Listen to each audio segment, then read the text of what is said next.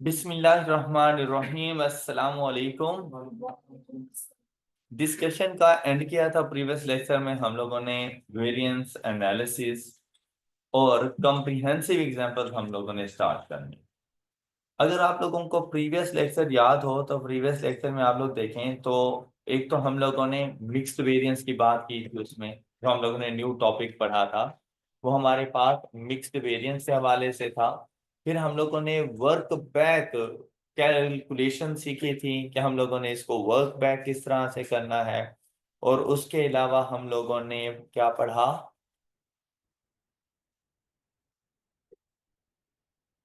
Yield variance के बारे में पढ़ा था। और उससे पहले प्रॉफिट्स की एडजस्टमेंट्स हम लोग देखते थे कि बजटेड प्रॉफिट से एक्चुअल प्रॉफिट्स पर हम लोगों ने कैसे आना है। अच्छा, अब जब हम लोग कॉम्प्रिहेंसिव एग्जांपल करने के लिए बैठते हैं ना, तो आप एक मतलब अगर चैप्टर को अच्छे से रिवाइज कर लें और उसके बाद आ जाएं अपनी कॉम्प्रिहेंसिव एग्जांपल्स पर, तो कॉम्प्रिहेंसिव एग्जांपल ऐसा कोई मुश्किल टास्क नहीं है। मतलब डेली बेसिस पर अब आप लोगों ने ना 3 से 4 एग्जांपल डेली बेसिस पे इसकी करते रहना है ताकि ये आपकी कॉम्प्रिहेंसिव एग्जांपल्स कंप्लीट हो सकें। कुछ कुछ एग्जांपल हम लोग यहाँ पर देख लेते हैं।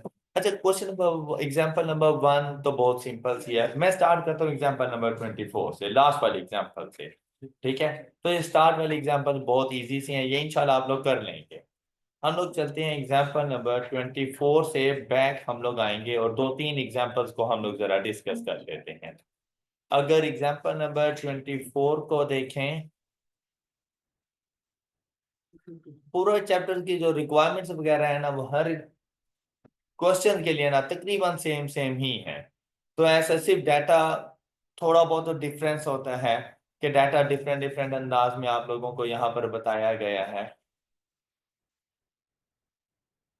तो लास्ट एग्जाम्पल कॉम्प्रिहेंसिव एग्जाम्पल है हमारे पास एग्जाम्पल नंबर 24। और एग्जाम्पल नंबर 24 में ये डाटा गिवन, इसकी रिक्वायरमेंट्स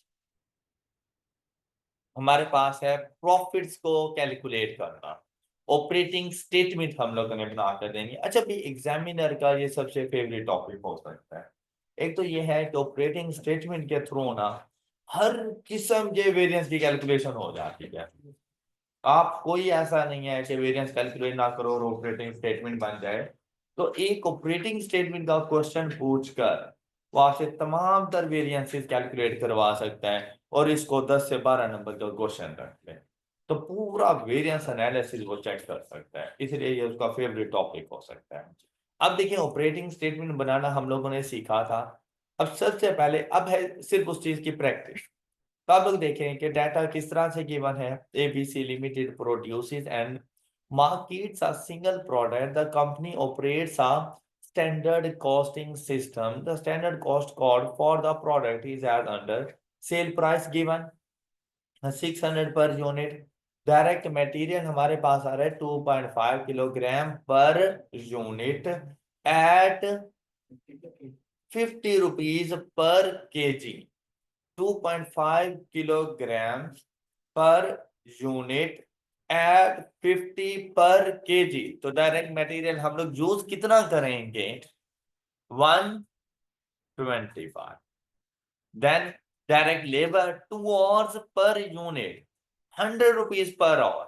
तो direct labour per unit, variable overhead ₹25 per direct labour our. तो एक यूनिट पर डायरेक्ट लेबर आवर कितनी है, 2। तो 2 multiplied by 25। Fixed overhead ₹10 per unit and budgeted production 500,000 पर month. Next, company maintains finished goods inventory at 25,000 units throughout the year. Throughout the year मतलब opening closing 25 ही चलता है हमारे पास। Actual results for the month of August 2010 were as follows. Sales price, अब पहले उसने नंबर ऑफ यूनिट्स बताया, 480,000 यूनिट्स हम लोगों ने सेल की है और 295 मिलियन का हमें रेवेन्यू जनरेट हुआ। तो यहां से एस्टिमेटेड सेलिंग प्राइस जरा देखिए क्या आती है हमारे पास, 295,000 divided by 480 6 वैसे हमारे पास स्टैंडर्ड कॉस्ट के मुताबिक सेलिंग प्राइस क्या थी, जबकि हम कौन सी अमाउंट पर सेल कर रहे हैं 614.5 पर। फिर देखें direct material 950 kilogram 950,000 kilogram 55,000 million का टोटल डायरेक्ट मटेरियल हमारे पास आ गया। इसी तरह लेबर के बारे में 990 लेबर आवर्स हैं और 105,000 उसकी टोटल वैल्यू। वेरिएबल ओवरहेड्स हमारे पास आ गए 26 मिलियन के एंड फिक्स्ड ओवरहेड और 5.1 मिलियन। कहते हैं रिकॉन्साइलिंग a budgeted profit and actual profit using all possible variances is given below। तो सबसे पहले हम लोगों ने देखना होता है अपने पास बजटेड प्रॉफिट।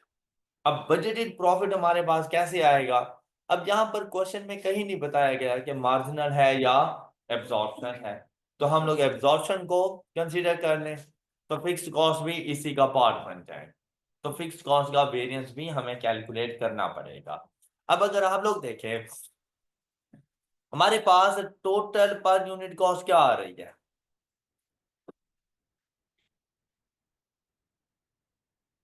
385।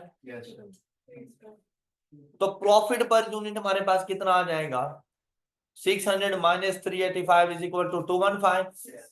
215 का प्रॉफिट पर यूनिट है और हमने कितने नंबर ऑफ यूनिट सेल किए 480। नहीं, हम लोगों ने यहां पर देखना है प्रोडक्शन कितनी हुई 500 पर मंथ। तो हमारे पास 500,000 मल्टीप्लाइड बाय 215, तो बजटेड प्रॉफिट की वैल्यू क्या आ रही है हमारे पास ये ऑल अमाउंट्स इन रुपीज 1000 रखने तो 107,500। ये बात समझ आ गई होगी सब बच्चों को, क्लियर? अच्छा, अब जैसे ही आप ये लिख लेंगे उसके बाद सबसे पहले आते हैं सेल्स वेरिएंस। सेल्स वेरिएंस दो किस्म के आप कैलकुलेट करोगे, कौन कौन से? Price variance and profit volume variance. Price variance कैसे आएगा? Actual price 614.5 minus budgeted price 600 जो स्टैंडर्ड प्राइस थी and multiplied by actual number of units 480,000। क्या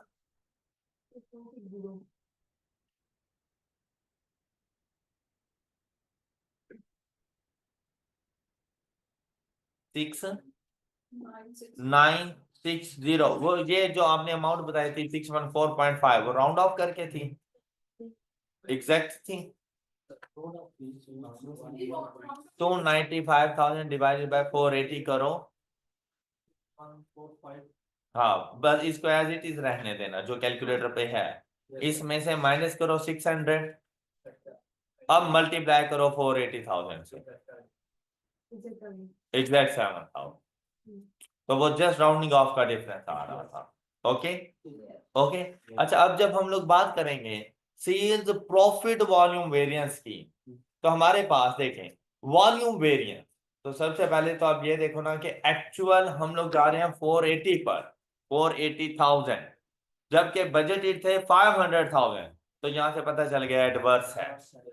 एडवर्स है कितने का 20,000 multiplied by profit per unit 215, तो 20,000 multiplied by 215 is equal to adverse. ये दोनों वेरिएंस ही समझ आ गए, क्लियर सब बच्चों को? तो ये जाके आपने अकाउंट फॉलो किया, ओके हो गई बात, इस वैल्यू तक पहुंच गए। अब आपने आना है कॉस्ट के वेरिएंसेस पर, उसके लिए एडवर्स एंड फेवरेबल, और फिर आप लोगों ने ना इसमें सबसे पहले मटेरियल, मटेरियल में कौन कौन से variances? Price variance and usages. फिर लेबर पर आएंगे, labour rate variance and labour efficiency variance, variable production overhead expenditure variance and efficiency variance, fixed production overhead expenditure variance and volume variance. Alright, अब इनके calculations आप लोग करेंगे, तो I hope कि ये चीजें आप लोग हैंडल कर लेंगे। हम इनके ऊपर इतना ना टाइम वेस्ट करें। क्वेश्चन बिल्कुल सिंपल सा था, इजीली इनके वेरिएंसेस वगैरह आप लोग कैलकुलेट कर सकते हैं। जैसे ही इनको अकाउंट फॉर किया, आपके पास ये एक्चुअल प्रॉफिट। क्वेश्चन साइलेंट था, फिक्स्ड कॉस्ट गिवन थी, तो हम लोगों ने जाकर अपने पास एब्जॉर्प्शन कॉस्टिंग का मेथड अप्लाई कर देना है। जब कहे तो आपने मार्जिनल कॉस्टिंग पे जाना है, अदरवाइज एब्जॉर्प्शन पे रहना है। कोई डाउट? एग्जांपल नंबर 24 हो जाएगी आप लोगों से। फिक्स्ड ओवरहेड, हाँ जी। अब फिक्स्ड ओवरहेड के बारे में देखें। लेकिन भाई एब्जॉर्प्शन कॉस्टिंग है तो फिर एब्जॉर्ब फिक्स्ड ओवरहेड भी देखने पड़ेंगे। एब्जॉर्ब फिक्स्ड ओवरहेड के लिए उसने हमें कहा था 10 रुपीज पर यूनिट मेरे पास आ रहे हैं, और यहां पर देखें तो हमारे पास टोटल नंबर ऑफ यूनिट्स कितने थे? ये 25,000 तो क्लोजिंग इन्वेंटरी है ना, ये 500,000 ये प्रोडक्शन है, तो इसके मुताबिक तो 5 मिलियन के बनते हैं फिक्स ओवरहेड, 5 मिलियन के। अच्छा, फिर जहां पर देखिए हमने कितने यूनिट्स प्रोड्यूस किए, 480 मल्टीप्लाइड बाय 10 करें तो 4.8 मिलियन बनेगा। क्लियर? और जो एक्चुअल में हमारे फिक्स ओवरहेड हुए वो 5.1 मिलियन के हुए। हमने एब्जॉर्ब्ड किए 4.8 मिलियन के, एक्चुअल हुए 5.1 मिलियन के। अंडर एब्जॉर्ब नहीं है 300 का, 300,000 का अंडर एब्जॉर्ब हमारे पास मौजूद है। ओके, हो गई बात। अब जरा यहां पर देखें इसके वेरिएंसेस को। वेरिएंस में सबसे पहले हम लोग देखने जा रहे हैं फिक्स्ड ओवरहेड में एक्सपेंडिचर वेरिएंस। तो एक्सपेंडिचर वेरिएंस की अगर बात करें तो भाई एक्सपेंडिचर वेरिएंस कैसे आता है? Budgeted cost. अब बजटेड कॉस्ट कितनी थी हमारे पास? 500,000 multiplied by 10, 5 million budgeted cost थी। एब्जॉर्ब की बात नहीं की उसने, बजटेड कॉस्ट की बात की है। बजटेड कॉस्ट 5 मिलियन आ रही थी, जबकि एक्चुअल कॉस्ट कितनी हुई? 5.1 मिलियन। तो आपके पास एडवर्स वेरिएंस आ जाएगा 100,000 का। ओके, ये अगर आपको याद हो तो मैंने 3 डिफरेंट वैल्यूज बताई और उनके दरमियान रिलेशनशिप मैंने बताया था आप लोगों को। ओके, अब देखें, ये आ गया आपके पास बजटेड कॉस्ट और एक्चुअल कॉस्ट का डिफरेंस, आपके पास आएगा एक्सपेंडिचर वेरिएंस। फिर जब बात की हम लोगों ने वॉल्यूम की, तो वॉल्यूम में देखिए हमारे पास एक्चुअल यूनिट्स है 480, बजटेड यूनिट्स हैं 500, दोनों का डिफरेंस 20,000 मल्टीप्लाइड बाय 10। तब ये 20,000 कम था तो एडवर्स, तो मेरे पास एडवर्स वेरिएंस आ जाएगा 200। क्लियर? सबसे पहला वेरिएंस आएगा कि हमारा बजट कितना था फिक्स ओवरहेड का, और हमने एक्चुअली फिक्स ओवरहेड किए कितने, उनका डिफरेंस, वो कहलाएगा एक्सपेंडिचर वेरिएंस। फिर दोनों बजटेड क्वांटिटी और एक्चुअल क्वांटिटी का difference multiplied by standard rate, तो ये कहलाएगा वॉल्यूम वेरिएंस। डन? अब एग्जांपल नंबर 23 देखते हैं। अब 24 तो ऐसा नहीं है जैसे इस जैसे एग्जांपल आपने पहले भी सॉल्व की हुई थी, तो ऐसा चीज में कोई मसला नहीं है। अगर हम लोग 24 को देखें, 24 सॉरी 23, तो लास्ट लेक्चर में हम लोग इनको डिस्कस करके गए थे। डाटा प्रोवाइड किया, क्या कुछ पूछा आप लोगों से? देखें, calculations of price variance, usages variance, mix variance.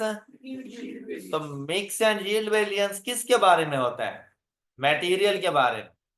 Material mixed variance, material yield variance. Alright, तो प्राइस एंड यूजेज वेरिएंस भी मटेरियल का ही है। अब देखें क्या डाटा गिवन है। कहते हैं PL produces and markets a single product that the company uses a standard costing system. Following is the standard material mix for the production of total 4। अच्छा, 400 यूनिट्स के लिए उसने प्रोडक्ट मिक्स बताया है क्या, कि 400 यूनिट्स बनाने के लिए मटेरियल ए के 30 किलोग्राम एंड मटेरियल बी के 25 किलोग्राम, मतलब टोटल मटेरियल कितना रिक्वायर्ड होगा? 55 किलोग्राम मटेरियल लगे तो जाकर 400 यूनिट्स ऑफ जीटा बनता है। Got it? फिर उसने वो स्टैंडर्ड प्राइस बता दी कि मटेरियल ए पर किलोग्राम क्या किस रेट से है और मटेरियल बी पर किलोग्राम किस रेट से हमारे पास मौजूद। फिर एक्चुअल डाटा आपको बता रहे हैं, लेकिन एक्चुअली हम लोगों ने 400 नंबर ऑफ यूनिट्स नहीं बनाए। एक्चुअली हमने कितने नंबर ऑफ यूनिट्स बनाए? 192 नंबर। तो मटेरियल भी तो कम लगा होगा। अब उसने बताया जो एक्चुअल मटेरियल यूज किया, मटेरियल ए वो 16 किलोग्राम एंड मटेरियल बी, मतलब टोटल कितना मटेरियल हमने यूज कर लिया? 29 किलोग्राम मटेरियल से कितने यूनिट्स आकर बना लिए? 192 यूनिट्स आके हमने बनाए और एक्चुअल कॉस्ट हमारे पास ये है। कोई डाउट? अब हमने पहला वेरिएंस क्या कैलकुलेट करना है, लेकिन अगर गौर करें तो दो मटेरियल्स हैं, तो दोनों के लिए अलग अलग से प्राइस वेरिएंस है। अब प्राइस वेरिएंस कैसे आ जाएगा आप लोगों के पास? स्टैंडर्ड प्राइस, अब जैसे मटेरियल ए की बात करो तो क्या 240 माइनस 330 स्टैंडर्ड प्राइस पर किलोग्राम है, तो डिवाइडेड बाय करने की जरूरत नहीं है। Okay, 240 minus 230 multiplied by standard quantity. और स्टैंडर्ड क्वांटिटी क्या क्या मतलब? जो क्वांटिटी स्टैंडर्ड क्वांटिटी नहीं है, actual quantity, actual quantity used. और एक्चुअल क्वांटिटी ऑफ मटेरियल है कितनी? 16। तो ये इसका प्राइस वेरिएंस 160। तो मटेरियल बी के लिए भी बिल्कुल ऐसे ही। क्या आपने इसकी स्टैंडर्ड प्राइस देखी 320, एक्चुअल प्राइस 308। अच्छा, यहीं से पता चल गया तो फेवरेबल में आने लगा है 12 पर किलोग्राम। और यहां पर हमारे पास कितने किलोग्राम्स मौजूद हैं जो यूज किए? 13। तो हमारे पास 320 minus 308 is equal to 12, 12 into 13 is equal to, and the total price variance is 316. Any problem? Clear? अच्छा, नेक्स्ट देखें यूजेज वेरिएंस। अब यूजेज वेरिएंस के लिए देखो भाई, उसने क्या कहा? क्वांटिटी देखनी है हमने। उसने क्या कहा कि standard quantity minus actual quantity multiplied by standard price. शाबाश, गुड। अब यहां पर अगर देखें तो भाई 30 हमारे पास स्टैंडर्ड क्वांटिटी है, लेकिन वो तो 400 यूनिट्स की है। अब 30 का कंपैरिजन 16 से नहीं हो सकता। ओके, और ये 16 192 के लिए है। Got it? अब आपने ये देखना है कि 192 यूनिट्स को बनाने के लिए 16 तो है एक्चुअल, तो स्टैंडर्ड क्वांटिटी कितनी होनी चाहिए? तो उसके लिए बेस बनेगी ये 30 किलोग्राम्स हैं फॉर 400 नंबर ऑफ यूनिट्स, और हमारे पास नंबर ऑफ यूनिट्स आ रहे हैं 192। तो 30 बाय 400 मल्टीप्लाइड बाय 192, तो स्टैंडर्ड क्वांटिटी कितनी बनेगी? इसी तरह से 25 divided by 400 multiplied by 192, 12। Okay, क्या standard quantity 14.4 minus actual quantity 16, तो एडवर्स नहीं है? एडवर्स कितना? एडवर्स 1.6 पर kilogram multiplied by standard rate पर किलोग्राम 240 384। ये देखें एडवर्स। डन। फिर 12 एंड 13 एडवर्स आएगा। 1 multiplied by 320 is equal to, and the total is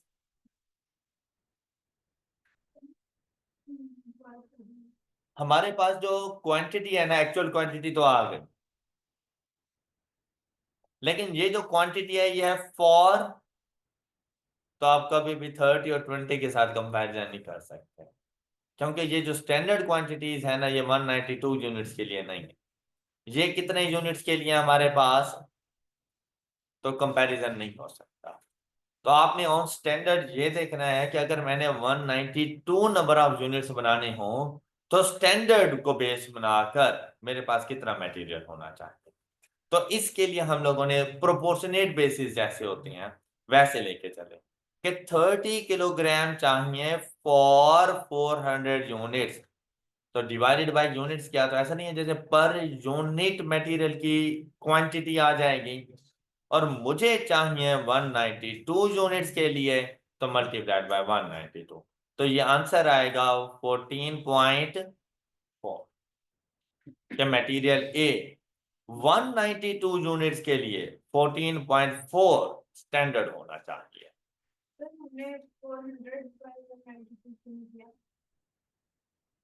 ये इसीलिए नहीं किया क्योंकि ये जो 30 किलोग्राम है ये 400 यूनिट्स के लिए है, तो 400 से डिवाइड करके पर यूनिट फाइंड करूंगा ना। नहीं मतलब अगर हम वो स्टैंडर्ड को छेड़े ना एक्चुअल के साथ ये वाला सारा करना मतलब 30 माइनस 16 नहीं 16 मल्टीप्लाई 400 डिवाइड 190 इस तरह। स्टैंडर्ड का कंपैरिजन एक्चुअल के साथ होता है। अब जो ऑलरेडी अपनी ट्रू वैल्यू पे मौजूद है हम उसको क्यों छेड़ें।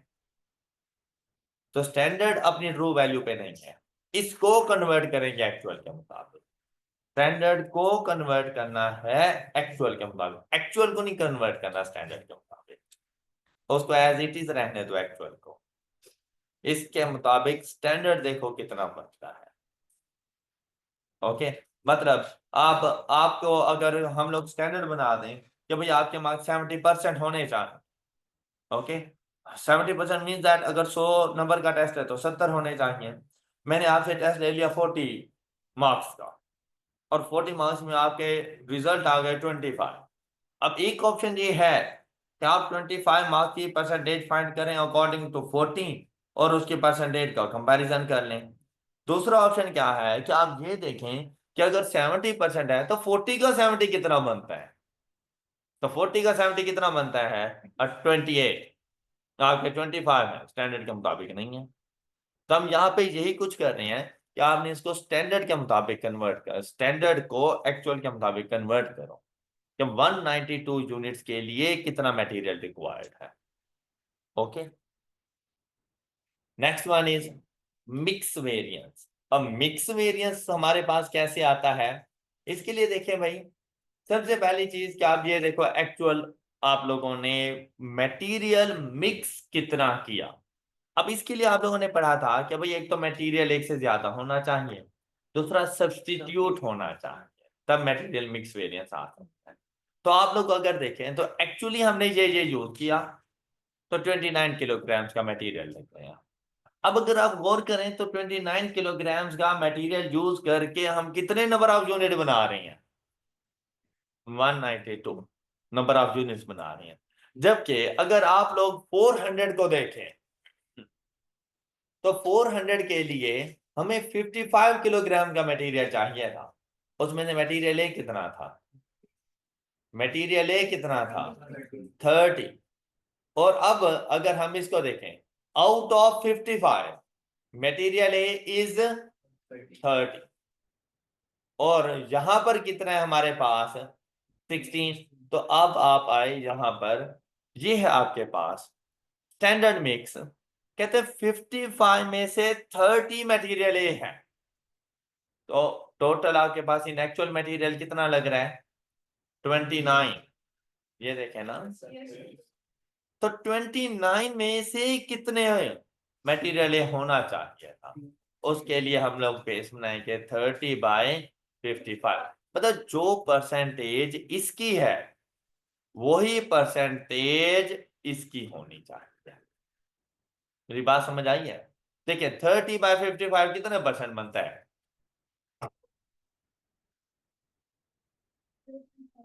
अब इसी को मल्टीप्लाइड बाय 29 कर देंगे, 29 का परसेंटेज सेम क्या 15.8। Same case with material B, material B की पहले परसेंटेज देखो, out of 55 25 is material B, तो 25/55 कितने परसेंट मल्टीप्लाइड बाय 29, तो ये आ गया 13.1, 29 आ गया। ये है आपके पास स्टैंडर्ड मिक्स, इससे पहले था एक्चुअल मिक्स, ये है स्टैंड। अब अगर देखें स्टैंडर्ड मिक्स कितना था 15.82, जबकि हमारे पास कितना है, ज्यादा है, तो फिर एडवर्स कितना 0.18 का, नहीं समझ है, and multiplied by standard price of ₹240, तो ये वैल्यू आ जाएंगे। फिर देखें 13 एक्चुअल है, 13.18 स्टैंडर्ड था, तो 0.18 का फेवरेबल, और मटेरियल बी की प्राइस है हमारे पास 320, गॉट इट। तो हमारे पास फेवरेबल आ गया 57.6, और बेनिफिट इन टोटल कितने का हो गया 14.4। अब देखो क्या हुआ कि भाई बेसिकली आपको मटेरियल बी यूज करना था 0.18 किलोग्राम, और मटेरियल बी आपके पास था नहीं, और उसकी जगह पर आपने जाके यूज कर लिया मटेरियल ए 0.18 किलोग्राम। अब मटेरियल ए ज्यादा यूज हुआ इसलिए वो एडवर्स पे चला गया, मटेरियल बी कम यूज हुआ ये फेवरेबल में आ गया। अब इसी चीज को प्राइस में कन्वर्ट किया तो पता चला भाई मटेरियल ए के ज्यादा यूज करने से वो अपनी प्राइस ज्यादा कर लेगा, लेकिन मटेरियल बी के कम यूज करने से वो प्राइस में बेनिफिट भी देगा। तो जो नेट इम्पैक्ट है ना, इस तरह सब्स्टिट्यूट करने से 14.40 का बेनिफिट हो जाता है हमें। बात क्लियर हो गई। Last one is material yield variance. अब ये यील्ड वेरिएंस हमारे पास कैसे आएगा भाई, एक्चुअल आउटपुट देखें 192 की, हमारे पास 192 की एक्चुअल आउटपुट, एक्सपेक्टेड आउटपुट कितनी आएगी। अब देखें एक्सपेक्टेड आउटपुट 55 किलोग्राम का मटेरियल लगा के आप आउटपुट ले रहे हो 400 की, तो 29 का मटेरियल लगा के आप आउटपुट कितनी लोगे, 55 डिवाइडेड बाय 400 मल्टीप्लाइड बाय 29, 3.987 क्या 3.987 अच्छा ये मटेरियल भी तो डिफरेंट डिफरेंट आ रहे हैं ना, 55 बाय 400 एंड 0 पॉइंट समथिंग आ गया, एंड इसको मल्टीप्लाई किया 29 से,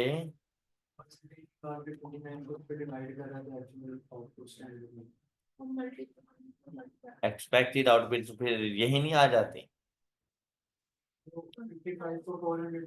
डिवाइड किया उसने तो ये परसेंटेज आ गई, आउटपुट की परसेंटेज हमारा इनपुट था। अब इसका ये जो 29 की हम लोगों ने इनपुट दी है, इसका आउटपुट कितना होगा, हाँ इसको परसेंटेज से डिवाइड करेंगे तो हमारे पास ये वैल्यू आ जाएगी। 55 में 400 नंबर ऑफ यूनिट्स बन रहे हैं, हमने ये देखना है कि अगर 29 हम लोग जाकर किलोग्राम्स इनपुट दें तो हमारा आउटपुट कितना होगा।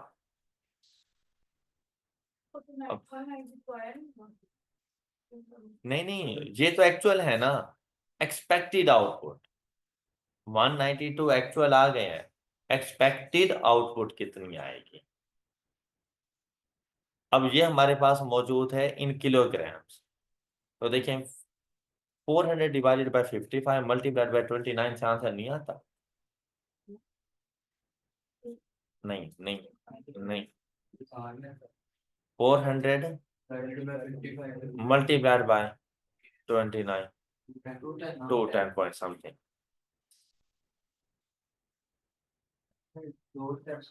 हाँ। अब देखो हमें चाहिए अब नंबर ऑफ यूनिट्स, इतने यूनिट्स बनाने के लिए 400 यूनिट्स बनाने के लिए मुझे कितना मटेरियल चाहिए, तो डिवाइड बाय 55। अब इससे ये पता चल जाता है, जो डिनोमिनेटर में जाता है ना वो फिर बेस बन जाती है ना, कि पर किलोग्राम मैं इतने नंबर ऑफ यूनिट्स बना रहा हूं, ओके, तो मेरे पास कितने किलोग्राम मटेरियल है मल्टीप्लाइड बाय तो 29 किलोग्राम से मैं कितने नंबर ऑफ यूनिट्स बनाऊंगा, तो 210 पॉइंट समथिंग। तो ये थी हमारी एक्सपेक्टेशन। ओके, इसके साथ अब वर्किंग लिख लें, 400 डिवाइडेड बाय 55 मल्टीप्लाइड बाय, तो अब ये इस तरह से कंफ्यूज होने की जरूरत नहीं है। 400 डिवाइडेड बाय 55 मल्टीप्लाइड बाय 29। अब ये आ गई। अब देखो, हम एक्सपेक्ट कर रहे थे हम 129 किलोग्राम के मटेरियल से 210 नंबर ऑफ यूनिट्स बनाएंगे, लेकिन हमने बनाए कितने? तो एडवर्स आ गया कितना? 18.98 and multiplied by weighted average cost per unit of 38। तो वेटेड एवरेज कॉस्ट क्या क्वेश्चन में कहीं बताई थी उसने? क्या हम लोग कॉस्ट पर यूनिट कौन सी यूज करेंगे? तो इसने 38 रुपीज कैसे कैलकुलेट किया? देखे, नहीं देखो, ओपनिंग क्लोजिंग मटेरियल तो है ही नहीं ना हमारे पास। क्या उसने बताया किसी किस्म का कोई ओपनिंग क्लोजिंग? वो प्रीवियस क्वेश्चन में था, इसमें तो नहीं था ना। तो आप देखो, सिंपली मटेरियल देखो, एक यूनिट का, यहां पर material A material B, total cost of 400 units कितनी आ गई, और डिवाइड किया इसको, तो पर यूनिट कॉस्ट कितनी आ गई? 38। तो ये चली गई मटेरियल की cost. Weighted average cost per unit is 38। तो एडवर्स हमारे पास यील्ड वेरिएंस कितने का आ जाएगा? 718.60। Any problem? Sir yield variance हम सारे मटेरियल्स का वो इकट्ठा करेंगे? यील्ड वेरिएंस तमाम मटेरियल्स के, वो इसीलिए कि हम लोग टोटल के साथ चल रहे हैं ना। देखो, यहाँ पर 55 मैंने टोटल नहीं लिया था, इसमें मटेरियल ए मटेरियल बी दोनों शामिल थे। इसी तरह से 29 भी तो मैंने टोटल लिया। अब इस वजह से जब मैं प्राइस चार्ज करने लगूंगा, तो मैं सिर्फ मटेरियल ए या मटेरियल बी की प्राइस नहीं देखूंगा, मैंने देखना है पर यूनिट मटेरियल प्राइस। तो मटेरियल प्राइस पर यूनिट अगर यहां पर देखें, ये देखो इस तरह से आ रही है हमारे पास, 30 किलोग्राम पर 240 रेट। तो जी, 200। 25 मल्टीप्लाइड बाय 320, 8000। दोनों को ऐड करो, 15,200। 15,200 का टोटल मटेरियल लग रहा है कितने यूनिट्स बनाने के लिए? तो एक यूनिट बनाने पर कितना मटेरियल लग जाएगा? ये इस तरह से एवरेज रेट आ जाए। यील्ड वेरिएंस में आप लोगों ने देखना होता है नंबर ऑफ यूनिट्स को, और यहां से आप लोग जो मटेरियल उठा रहे होते हो वो टोटल उठा रहे हो, तो रेट दोनों में से कोई सा एक रेट नहीं उठा सकते, फिर वेटेड एवरेज रेट उठाओगे। अब वेटेड एवरेज क्यों उठाओगे?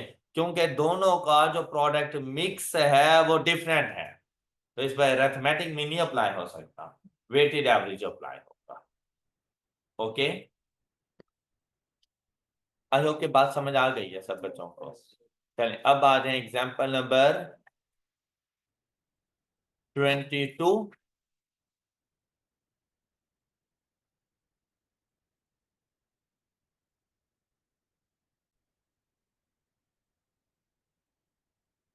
डाटा गिवन आप लोगों के पास, अब पूछा क्या गया है ये देखें, direct material, labour, overhead variances, और वो हमने कैलकुलेट करने हैं। अब मटेरियल के लिए है तो टोटल वेरिएंस ना कैलकुलेट किया करें, उनके पार्ट्स के वेरिएंसेस कैलकुलेट किया करें। अब डाटा क्या कुछ गिवन था आप लोगों के पास, कहते हैं HL produces and markets a single product. The company uses standard costing system. Following is the standard cost card per unit of the finished product. Material की वैल्यू आ गई, डायरेक्ट लेबर आपके पास आ गई 150 पर और वेरिएबल प्रोडक्शन ओवरहेड है ₹12 पर direct labour, और फिर फिक्स प्रोडक्शन ओवरहेड है ₹18 पर डायरेक्ट लेबर, और स्टैंडर्ड लेबर और required for producing 1 unit of finished product is 30 minutes, whereas HL's standard operating capacity per unit is $15,000. Actual results for the month of Feb 2013 were as follows. Direct material ₹6.25 per kilo, जबकि यहाँ पे क्या था 6.75, मतलब material price variance favourable आने लगे। Standard 6.75 था, जबकि यहाँ पर 6.25 है। वैल्यू उसने टोटल बता दी। डायरेक्ट मटेरियल आ गया, डायरेक्ट लेबर आ गया, वेरिएबल प्रोडक्शन ओवरहेड्स हैं। फिक्स्ड प्रोडक्शन ओवरहेड वो 17 पर direct labour our. Actual labor hours consumed by HL for producing 27,000 units was 33 minutes per unit of finished product. फिर अब material price variance के लिए तो हम लोगों ने सिंपली क्या करना था, standard price minus actual price multiplied by actual quantity. तो standard price 6.75, actual price 6.25 multiplied by standard quantity. अब स्टैंडर्ड क्वांटिटी की बात करें, मटेरियल की बात कर रहे हैं पर किलोग्राम। हाँ सॉरी, एक्चुअल क्वांटिटी फाइंड करनी हो तो हम लोग जो प्राइस की बात कर रहे हैं ना वो पर किलोग्राम कर रहे हैं। तो एक्चुअल क्वांटिटी हमारे पास उसने कहा था 27,000 यूनिट्स, ऐसे ही है। और एक यूनिट बनाने पर कितना, 2.8 किलोग्राम का मटेरियल। फिर उसने आगे रेट बताया था, तो 27 मटेरियल की टोटल वैल्यू 4,50,000 डिवाइडेड बाय 6.25। तो क्वांटिटी पर यूनिट कितनी आ रही है हमारे पास, 80,640। ये है actual quantity consume, got it. Total value divided by rate पर किलोग्राम। तो इतने किलोग्राम्स हम लोगों ने यूज किए थे, तो यहां से ये मेरे पास मटेरियल प्राइस वेरिएंस आ गया। ये बात समझ आ गई। उसके बाद है मटेरियल यूजेज वेरिएंस। तो स्टैंडर्ड क्वांटिटी क्या है हमारे पास, 2.8 किलोग्राम पर यूनिट। और यूनिट्स बनाए कितने हम लोगों ने, तो 27,000 यूनिट्स बनाने के लिए कितनी क्वांटिटी कंज्यूम की होगी हम लोगों ने, 27,000 मल्टीप्लाइड बाय 2.8 माइनस हमने कितने यूनिट कितने किलोग्राम यूज किए, एक्चुअल क्वांटिटी 80,640 अभी कैलकुलेट किया था, multiplied by standard price of 6.75, value आ गई एडवर्स में 34,020। Any problem. अब बात करेंगे लेबर के रेट वेरिएंस की। Rate variance standard rate is 150 per our minus actual rate 160 पर आवर। तो 150 160 मतलब एडवर्स आ गया, 10 rupees per our multiplied by actual और। अब एक्चुअल और कैसे आएंगे, 27,000 मल्टीप्लाइड बाय 33 करें तो ये टाइम इन मिनट्स आ जाएगा, जबकि मैं बात कर रहा हूं इन और, तो डिवाइडेड बाय 60। 14850 और हम लोग यूज कर रहे हैं in total, clear.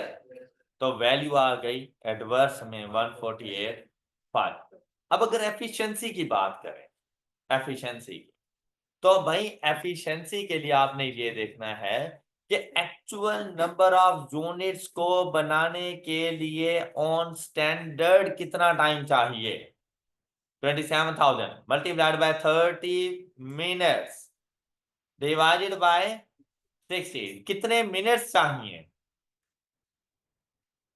27 standard 30 minutes नहीं था, ये उसने बताया था ये 30 मिनट्स। तो 27,000 multiplied by 30 divided by 60, 13,500। Standard time हमें चाहिए था 13,500, जबकि एक्चुअल टाइम हमारा लगा 14850, ज्यादा टाइम लग गया, तो एफिशिएंट तो रहा हो भाई। तो फिर इनएफिशिएंसी है, एडवर्स वेरिएंस है, मल्टीप्लाइड बाय स्टैंडर्ड रेट 150, ये आ गया। ओके। अच्छा, बाकी वेरिएबल प्रोडक्शन ओवरहेड ये कर लेंगे ना। अच्छा अब देखो, ये पास्ट पेपर था, थ्योरेटिकल क्वेश्चन आ गया क्या, at least 4 reason for adverse price variances are given below. तो आपने ना यहाँ पे ये सोचते हैं प्राइस वेरिएंस कैसे आता है, standard price minus multiplied by, भाई काफी सारे आप लोगों को जो एडवर्स प्राइस वेरिएंस की रीजन मिलनी है ना, फार्मूले से मिलेगा। एडवर्स किस टाइम पर आएगा, जब स्टैंडर्ड प्राइस कम हो और एक्चुअल प्राइस, तो एक रीजन तो यही होगा कि due to inflation actual price increased. Alright, फिर दूसरा एडवर्स वेरिएंस आप लोगों के पास सर स्टैंडर्ड प्राइस कम, कि हमारा जो एस्टिमेट है वो कम अमाउंट से हम लोगों ने रखा हुआ है, इस वजह से भी हो सकता है। फिर कहते हैं inaccurate standard price, inflationary cost increase, ये 2 पॉइंट्स होने गए यहीं से। फिर देखो कहता है costing in raw material supplies resulting in higher price, मतलब इन्फ्लेशन के रीजन क्या हो सकते हैं कि अगर वहां पर मार्केट में वो मटेरियल कम है तो लाजमी बात है प्राइसेस उसकी हाई हो जाएंगे। फिर परचेजिंग डिपार्टमेंट इनएफिशिएंट, मतलब वही प्राइसेस को हाई करने के लिए किसी पे भी इल्जाम लगा दो क्या परचेजिंग डिपार्टमेंट हमारा इनएफिशिएंट है इसलिए एक्चुअल प्राइस उसने ज्यादा चार्ज करवाई है। फिर purchases of better quality product, अब ये चीज हम लोगों ने पढ़ी थी, इंटर रिलेटेड रिलेशनशिप जो हम लोगों ने देखा था कि अगर एक चीज का आपको बेनिफिट मिल रहा होता है तो दूसरे का एडवर्स इम्पैक्ट होता है। उसमें यही था कि अगर बेटर क्वालिटी प्रोडक्ट यूज करते हो तो यूजेज वेरिएंस तो फेवरेबल हो जाएगा, लेकिन प्राइस वेरिएंस आपका एडवर्स में चला जाएगा। ओके, और वैसे उसने 4 रीजन पूछी थी, तो 4 रीजन आप ऊपर वाली लिख सकते हैं। क्वेश्चन क्लियर हो गया होगा। नेक्स्ट हमारे पास है question number 21।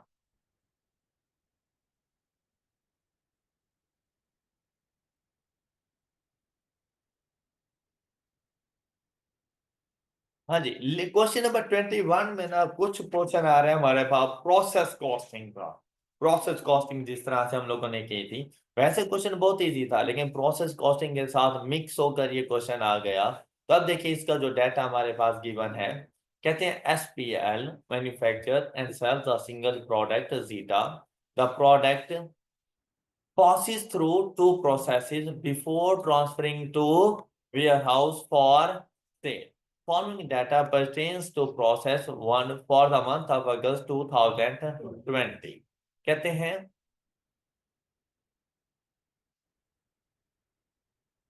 standard cost information, direct material per unit 1 kilogram at rupees 7.5, तो वहां पे ये ना पढ़ लेना -1 किलोग्राम एट दिस, ये जस्ट एक बुलेट पॉइंट है आप लोगों के पास। फिर कहते हैं direct labour per unit 1.2 hours at ₹40 per hour, factory overhead per unit 150% of direct labour on, factory overheads are budgeted on the basis of 250,000 direct labor hours, 40% of the factory overheads are variable. Actual data for the month of August 2020. Direct material issue rupees 75 per kilogram and rupees 85 per kilogram. ये material हमने issue कर दिए in total. The direct labor paid for 235,000. Variable factory overheads 6345. Factory overhead fixed 11250. Direct material is added at the beginning of the process. Conversion costs are incurred evenly throughout the process. Losses up to 7% of the input are considered as normal. However, losses are determined at the time of inspection, which takes place when product is 75% complete. During the month, 225,000 kilograms of direct material was issued to process 1 and 200 units were transferred to process 2. Opening and closing work in process were 25,000 units 80% complete and 35,000 units 60% complete respectively. 10% of direct labor hours were idle during the two machine break down but fully pay. SL uses FIFO method for inventory valuation.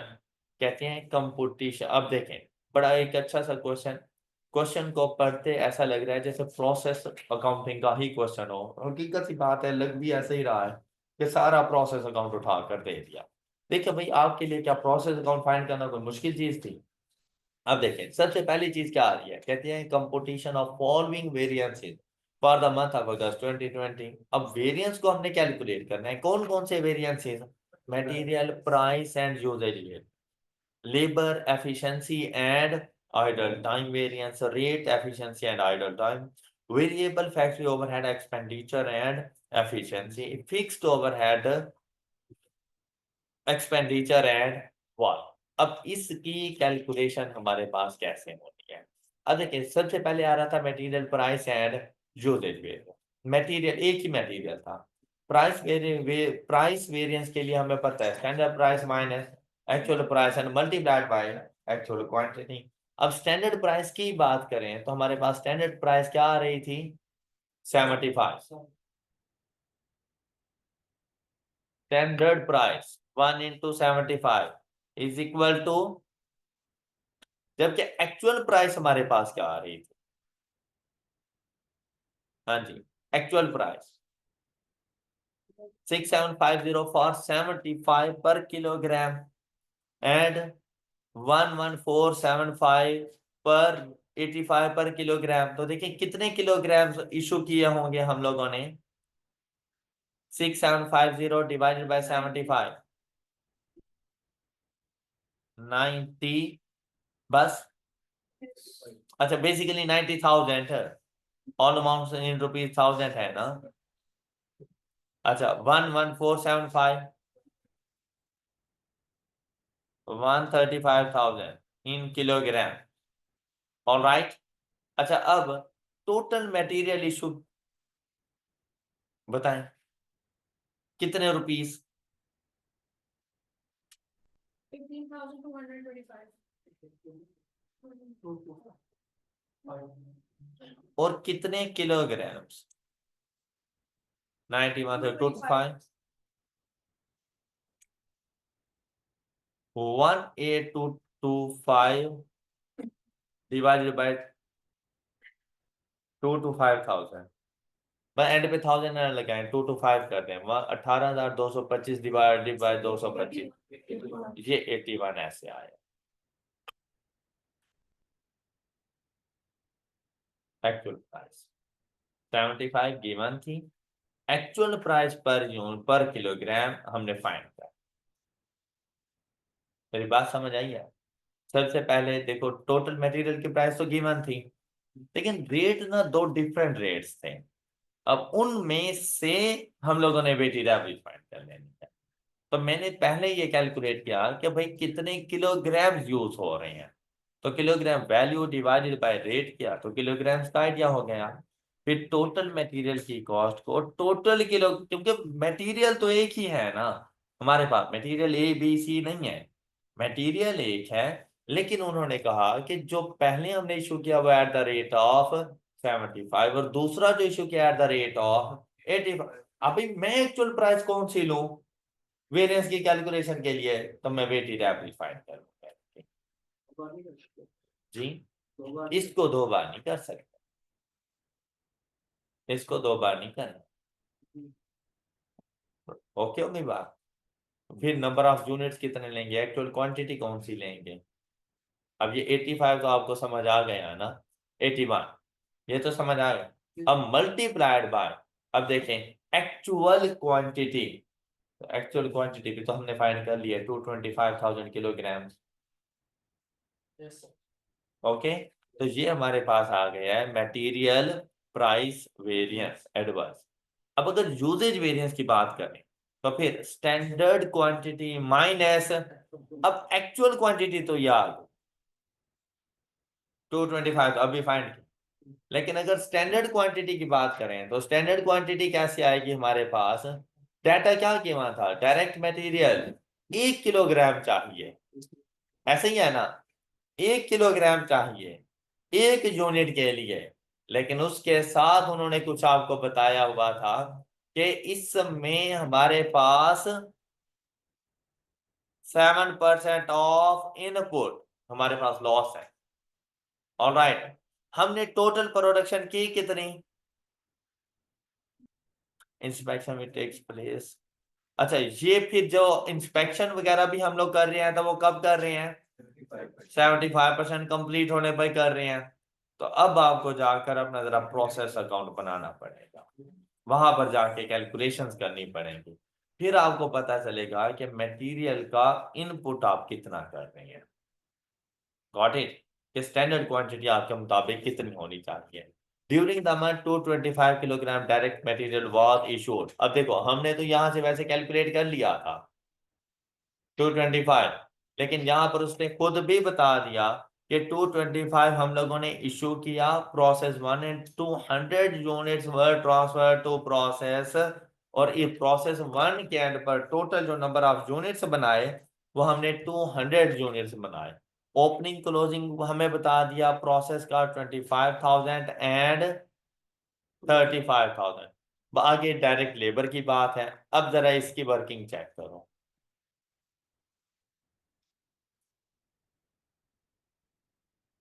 ये variance की values आ गई, ये आ गई।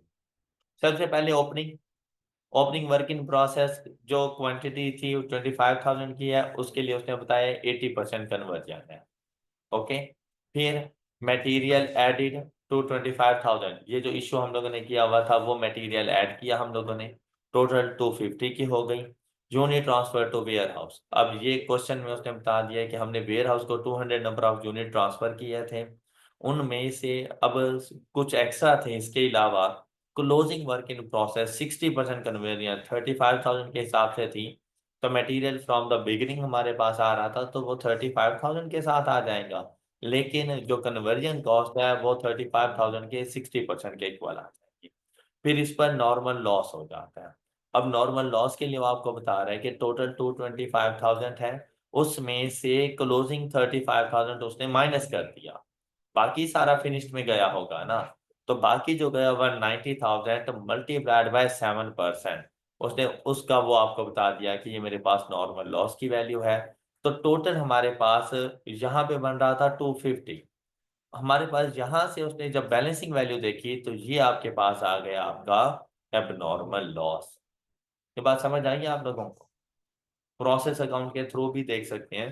तो आप लोगों के पास 25,000 का ओपनिंग था, 225,000 का आप लोगों के पास एडिशन है, तो टोटल बन रहा है, ऐसे समझ लें डेबिट साइड का जो टोटल बन रहा है ना वो बन रहा है 250।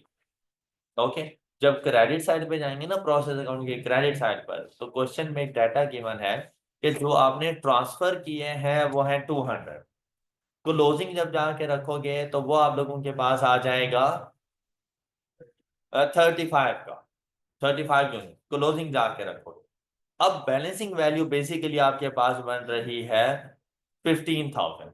अब उसमें से कुछ नॉर्मल लॉस है और कुछ एबनॉर्मल। जो नॉर्मल लॉस है ना उसके लिए आपको बताया गया है कि नॉर्मल लॉस आपके पास आ रहा है 70% इंस्पेक्शन पर, 75% इंस्पेक्शन पर, जबकि जो क्लोजिंग स्टॉक है वो कौन सी रेट पर मौजूद है। तो भाई जो आप लोगों की रिजेक्शन हो रही है वो क्लोजिंग स्टॉक तो अभी रिजेक्ट हुआ ही नहीं है। यही वजह है कि जितना मटेरियल हमने ऐड किया है ना उसका 7% हम नहीं ले रहे, उसमें से क्लोजिंग स्टॉक हमने माइनस किया क्योंकि अभी तक इसकी इंस्पेक्शन नहीं हुई, और रिमेनिंग का 7%। ऑलराइट, तो नॉर्मल लॉस कितना हो जाएगा 13,300, ये अभी भी आपकी डेबिट साइड के इक्वल नहीं हुआ, तो आपने बैलेंसिंग फिगर लेकर आए जो कि 1,700। अब ये बात समझ आई, सब बच्चों को समझ आ गई है ये बात। अच्छा, अब नेक्स्ट जैसे ही चले तो यहाँ पर अगर मटेरियल के हवाले से देखें तो मटेरियल 25,000 ये उसने नेगेटिव में लिखा क्योंकि ओपनिंग से मौजूद था। ओके, अच्छा फिर यहाँ पर आया जो हमने ट्रांसफर किया, क्लोजिंग वाला हमारे पास मौजूद है, material from the beginning introduce कर रहे थे, इस वजह से उसने इसको पॉजिटिव 100% के साथ लिया है। और एबनॉर्मल लॉस के नंबर ऑफ यूनिट्स ले लिए, तो टोटल मटेरियल की वैल्यू हमारे पास कितनी आ गई? 211,700। जो प्रोसेस बनाते हैं तो हाँ। उसमें तो इफ में तो ओपनिंग के नहीं लेते ना, बस कन्वर्जन की जितनी परसेंट हो जो बच्ची है वो लेते हैं ना, जैसे 80% कंप्लीट है तो 20% ले लो। किसकी? तो हम वो कन्वर्जन के लिए? ओपनिंग ओपनिंग बैलेंस तो हम ईपीयू बनाते हैं, तो जो ओपनिंग बैलेंस होता है मतलब अगर वो 80% कन्वर्जन कंप्लीट है तो उसका 20% कन्वर्जन लिखते हैं, मटेरियल 0 लिखते हैं, तो आगे फिर वो प्रोसीड कर बोलते हैं। तो ये मैंने सिर्फ क्यों लिखा है, जो हम पहले बनाते थे कौन ये प्रोसेस कौन बनाता है, हाँ जो हमारा ईपीयू होता है उसमें जो ठीक है, ओपनिंग प्रोसेस ठीक आता है। है उसमें सर हम मतलब जो मटेरियल को 0 कर देते कि पहले से सारा कंप्लीट हमने डाला हुआ है पिछले प्रोसेस से, और जो हमारा कन्वर्जन ऐसे ही बिल्कुल। तो ये सर ओपनिंग के लिए हम लोग 80% कंप्लीट था, तो मटेरियल तो इसमें यूज ही नहीं हो रहा ना, 0% तो मटेरियल यहाँ पे आना नहीं था, और इसका 20% आ जाएगा हमारे पास। ठीक है, अब आगे चलें तो फिर 225, तो फिर वो तो इकट्ठा आएगा ना 225, नेट इम्पैक्ट इक्वल ही आएगा आप लोगों के पास। आप ये कह रहे हो ओपनिंग मटेरियल कुछ भी ना लेकर आओ, कन्वर्जन के तो बात ही हम नहीं कर रहे हैं ना, लेकिन जो एडिशन हुई है ना वो 225,000 नंबर ऑफ यूनिट्स की एडिशन हुई है, किलोग्राम्स की। ठीक है, तो ये ऐड भी तो 225 ही होगा ना, 100% के साथ ऐड होगा। डन। फिर हमारे पास आ जाता है ये क्लोजिंग। क्लोजिंग की बात करें तो क्लोजिंग कितना था मेरे पास? 35। कितने परसेंट कंप्लीट? फर्क ही नहीं पड़ता। क्यों? क्योंकि मटेरियल का तो 35 ही आना है। ऑलराइट, फिर हम लोग पहुंच गए थे अपने abnormal loss. Abnormal loss abnormal loss abnormal loss कितने नंबर ऑफ यूनिट्स का हो रहा है हमारे पास? 1700। तो ये 1700 भाई, चाहे 75% पे इंस्पेक्शन हो रही है, लेकिन मटेरियल के हवाले से तो कंप्लीट ही है ना 1.7। तो जरा इसको ऐड करना।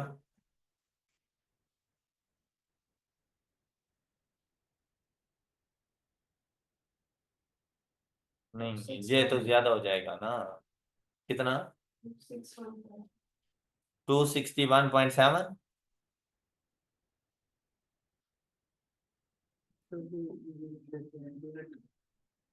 मटेरियल टोटल इतना हो गया है।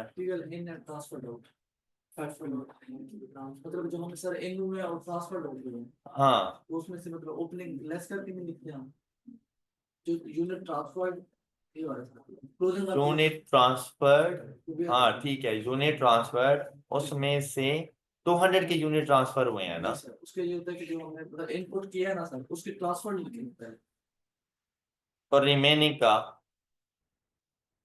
रिमेनिंग में मटेरियल आना ही नहीं था, तो फिर यही कुछ तो कर रहा है वो। तो ये ओपनिंग के 25,000 यूनिट को क्यों लेस कर, तो वो हम ना इग्नोर करते हैं, अगर वो इग्नोर ना करेंगे नीचे उसकी वैल्यू ये नहीं आएगी, ये वैल्यू नहीं आती फिर यहाँ ये 2.1 से 100,000 आएगा। जैसे हम लोग पहले क्या करते थे, first in first out method है हमारे पास, तो मैं 225 नहीं लूंगा। यहाँ पर क्या होगा, हम लोग क्या करते थे कि हम लोग यूनिट ट्रांसफर कितना कर रहे हैं in total? 200 number of unit transfer करते हैं, उसमें से जो 25,000 है वो ओपनिंग में से जाएगा। अब अगर मैं उस ओपनिंग के 25 को लूं तो मटेरियल की तो कोई वैल्यू ही नहीं आती उसकी, क्योंकि मटेरियल इनिशियली उसमें ऐड हो चुका था। अब टोटल 200 ट्रांसफर हुए, तो उसमें से 175 ऐसे नंबर ऑफ यूनिट्स होंगे जो ड्यूरिंग द पीरियड स्टार्ट हुए और एंड हो गए। अब ड्यूरिंग द पीरियड स्टार्ट और एंड हुए तो इन पे मटेरियल तो 175 का लग चुका है। अच्छा, कुछ फिर ऐसे यूनिट्स हैं जो ड्यूरिंग द पीरियड स्टार्ट तो हुए लेकिन एंड नहीं हुए, वो मेरा क्लोजिंग स्टॉक है 35। ये वाले नंबर ऑफ यूनिट्स आ गए हमारे पास। ओके, फिर कुछ ऐसे आए जो हमारे पास एबनॉर्मल लॉस के तौर पर हो गए, तो उस पर भी मटेरियल टोटल है। अब अगर इन सब का टोटल करो तो क्या 211.7 नहीं बन रहा?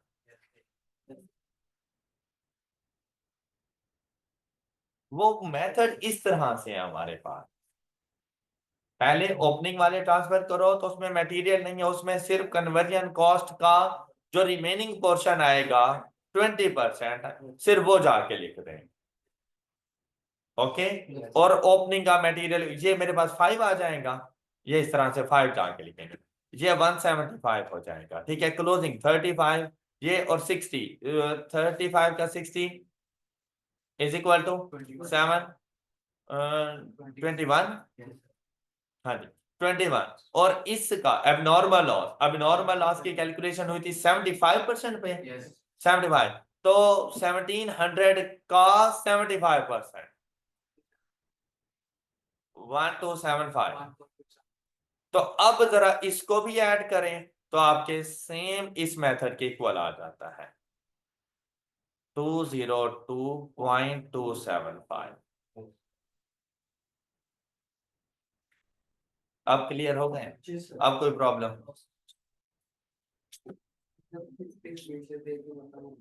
अब ओके है ना? आप इसके साथ अपने पास ये वाली कैलकुलेशन लिख। तो अब जो मटेरियल आ रहा है हमारे पास वो आ रहा है 211.7, मतलब 211,700। और इन एक्चुअल जो हम लोगों ने मटेरियल यूज किया हुआ है वो हमारे पास है 225,000 multiplied by standard rate of 75। तो एडवर्स वेरिएंस ये आ गया हमारे पास। ओके अच्छा, अब हमारे पास आ रहा है labour rate and efficiency and idle time. तो रेट की बात करें तो स्टैंडर्ड रेट क्वेश्चन में गिवन था 40, एक्चुअल रेट 42। अब स्टैंडर्ड रेट ये देखो ये गिवन था पर आवर।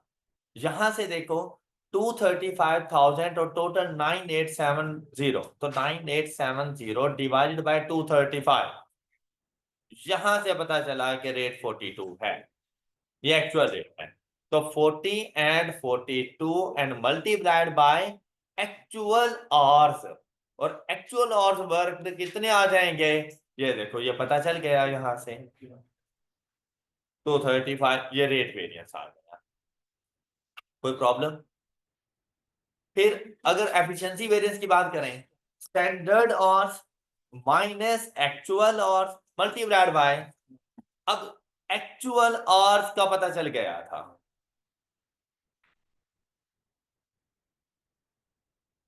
कहां पर है? एफिशिएंसी वेरिएंस की बात करें तो standard hours minus actual hours. अब स्टैंडर्ड आवर्स कितने आ रहे हैं हमारे पास?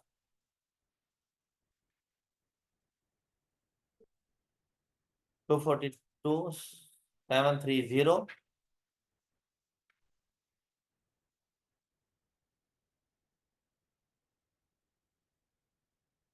एक्चुअल आवर्स पे 235 थे।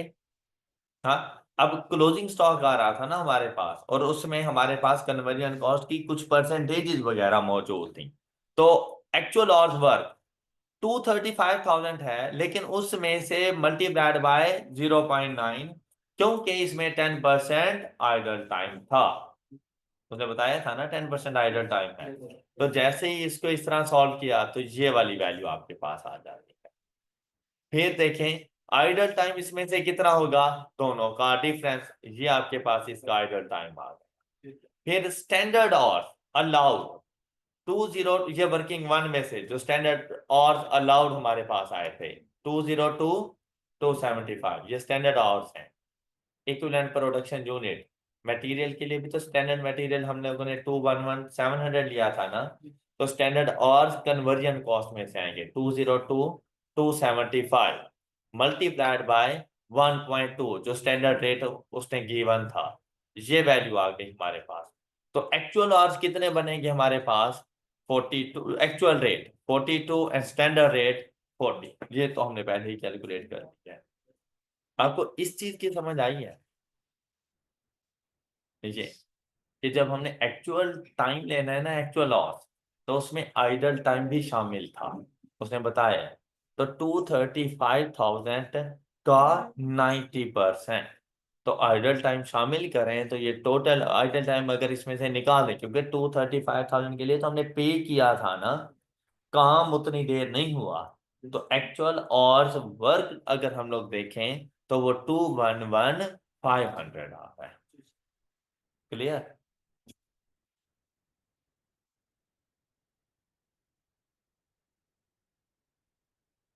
टू वन वन 500 ये एक्चुअल आवर्स आ गए, और स्टैंडर्ड आवर्स हमारे पास बन रहे हैं 242,730।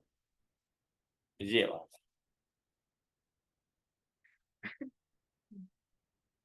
242,730 मल्टीप्लाइड बाय 40 हो गया, और आइडल टाइम हमारे पास इन टोटल आ रहा था 23,500। तो इसका वेरिएंस तो कैलकुलेट करना बहुत सिंपल है कि idle time multiplied by standard rate.